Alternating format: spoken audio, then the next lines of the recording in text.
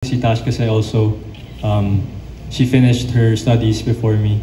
And parang we already knew in our hearts that we wanted to do this. And not only just do it for the sake of doing it, but also given the chance to really work hard and give our best with our craft. Because we know that the industry is not an easy place. And you know, our parents often would remind us that. But we both knew deep in our hearts that if we just worked hard enough and really gave our effort, talagang maybe sana if the Lord would give it, like things could happen naman. And buti na lang naman, I'm so grateful and really I feel blessed na me and Tasha have been able to, you know, achieve some things in the time being that we've been. Para sa inyong dalawa, posible bang ma-inlove kayo sa isa't isa? Hello. Hindi pa ba? Sabi ng mga fans, oh. Hindi pa ba? Sorry, can you repeat it? Kasi usually yung mga love teams, talaga nagkakatuluyan eh, di ba? Nagiging sila talaga. In your case, like what I asked earlier, posible ba kayong ma-inlove sa isa't isa? Although, sinasabi na ng iba, hindi pa ba? Like you said, kung possible, anything is possible. Diba? Pero, di ko na masabi. I don't know. Astin? Same answer po. So, posible talaga. Malaki ang chance. Hindi po natin masasabi pero tignan po natin. Yung level ng friendship nyo ngayon, kumusta na? Nasa in a scale of 1 to 10, nasaan na? Ako 11 ako. 11 na rin ako. Pero totoo, kami ni Ash, we're very close na, and even on the set, on working days, I would like to say, or I would like to believe na we enjoy each other's company naman. And it's always a fun time. Yeah, mas naging comfortable po kami sa isa't isa ngayon. Okay. Doon pa. Alam ko dalawa lang yung tanong, pero tatanungin ko muna si Direk.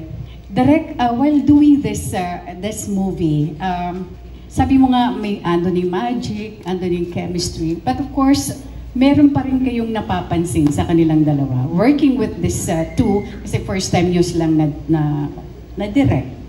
Well, si Ashton nakatrabaho ko na before, so hindi na ako surprised sa kanya. Si Andres actually, di ba naalala mo yung meron tayong scene na kailangan mong umiyak? Spoiler! Well, hindi naman nilala kung bakit na kailangan mong umiyak. To be honest, na-surprise ako kay Andres kasi I had this thinking na may assumption ako na hindi siya nakakaiyak. Pero nung take one pa lang, binigay na talaga niya. So, di ba, parang surpassed my expectations. Parang gano'n. Balikan lang kita, Andres. Ano ang pinaghugutan mo dun sa iyak scene na yun? Para sa akin, I think really it's really the scene. Talagang, kasi malalim talaga yung scene, and kahit yung lines ko doon, talagang na-feel ko nung sinasabi ko. Kaya it was easier for me to release those emotions because I really felt the lines as I was saying it. Lastly, kasi kayong dalawa ang bida sa pelikulang ito. This is your first movie together. Wala bang pressure na nararamdaman sa inyong dalawa? Kasi kayong magdadala ng pelikula eh. Ako po nung una, nung nagkaroon kami ng 12 million views sa first teaser, parang dun po pumasok yung pressure sa akin. Parang na-realize ko doon na ang taas na expectation ng mga tao. Pero nung na-realize ko po na napapasukan ako ng pressure, kasi hindi ako nakaka-work ng maayos kapag under pressure ako, mas hindi ko nagagawa ng maayos yung trabaho ko. So tinigil ko po agad siya and mas nag-focus po ako doon sa mga dapat po namin gawin. Andres? Ako naman, yes, kasi first movie ko to talaga and may pressure yan talaga kasi dahil first naman. Pero sa tingin ko naman kasi mas na-excite ako talaga because this is my first like film and acting project, and really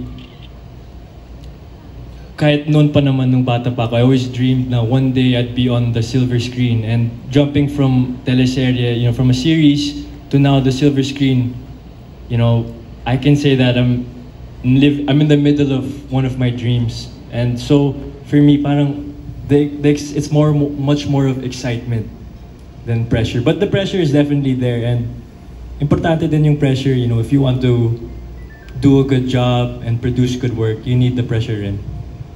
Thank you so much and congratulations to the both of you. Thank you. Maraming salamat po, Tita Esther Moyo. Next, let's proceed with Abante Tonight, Roldan Castro. Good afternoon po. Okay, Direk, ilang percent po yung kinilig ka sa Wait, hindi kita makita. Saka. Hello po. Ayun, okay. Hello po. Sorry. Direk, ilang percent na kinilig ka sa Astin at anong eksena yun na pwede mong i-share sa amin? Ilang ano po? Percent na kinilig ka sa Astin at anong eksena yun? Well, actually, nung nilabas sa Araneta, hulaan niyo fans, anong scene yun? Oh, yung tinatawag nilang bed scene, just because nasa bed sila. Ayun. Pero ano yun, isa lang talaga yung bed scene na yun sa mga kilig moments na meron dito sa pelikula. And my staff can vouch for it kasi kapag halimbawa nag-shoot, pati mga behind the scenes people talagang nag-aano, woo! Ayun talaga sila. So,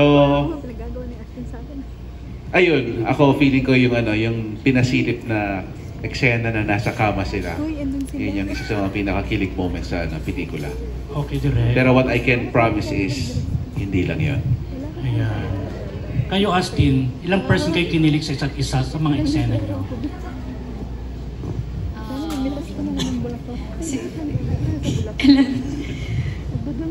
Ilang percent? Yes. 100%. Kasi yung mga kapag ginagawa po namin yung scenes, parang in-enjoy na lang po talaga namin yung moment. Parang hindi na kami nag-acting. Hindi in the moment nga. Yun nga yun. Tama, method acting, di ba? Oo, tama. Para mas nararamdaman ng mga audience kung ano yung emotions ng character. Andreas, may dadagdag ka? Ako naman sasabihin ko, 100% din. Kasi mas nafe-feel ko talaga yung mga eksena na ginagawa namin. And I'd say, minsan nga masyado ako kinikilig, nag-overreact ako, but yeah. Ayun. Tapos Andres, ano yung na-share mo, na-kwento mo sa parents mo, kay Aga, kay Miss Charlene, nung natapos mo itong pelikula na parang memorable sa'yo, favorite mo, nahirapan ka, meron ka pwede i-share sa amin? Usually kasi we don't really talk about naman like what happened sa mga eksena or ano nangyayari specifically sa set.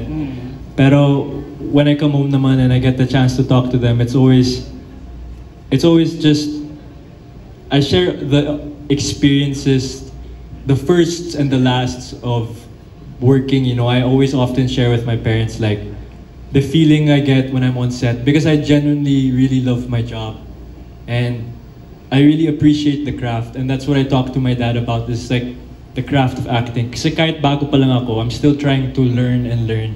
So I'm always asking them questions, and I'm even Direk can agree, always ask questions, always trying to learn. Yun. So ibabalik ko pa rin yung tanong, saan kayo, ano yung pinaka-favorite nyo na scene na pwede nyo i-share na hindi naman ma-spoil yung movie or memorable sa inyo? Siguro sa akin, yung scene na shinare na lang ni Direk, yung wala pang nakakast, yung parang, yung pinost nyo before na naglagay kayo ng... Ano yun? Yung scene na sinasabi ko sa kanya na distraction mo lang ba ako? Yun. Okay. Yung una nyo pong pinost. Yun, kasi parang, yun yung favorite ko kasi, yun yung isa sa first scene na tinake namin na medyo heavy. And doon ako natatakot talaga. Kasi fear ko po na kasi di ba pag nagtitape, nagsushooting, parang ilang beses mo siya kailangan ulitin yung mga scenes. Hindi siya kagaya before sa Mutya na 2 takes lang and okay na, like wide shot and close up, okay na. Pero ito po kasi ang daming beses mo kailangan ulitin, ang daming beses mo kailangan magalit, ang daming beses mo kailangan umiyak. And sobrang happy po ako doon, at saka isa siya sa naging memorable sa akin dahil nagawa po namin ng maayos ni Andres. Okay. Andres? Ako naman siguro mahirap pumili kasi there's a lot of sequences that we were able to shoot so far. But ako naman, I don't have a favorite. Talagang, when I read the script pa lang, from the very first time, while I was reading each sequence, I was already thoroughly enjoying it talaga. So, for me, I'd say, all, pwede.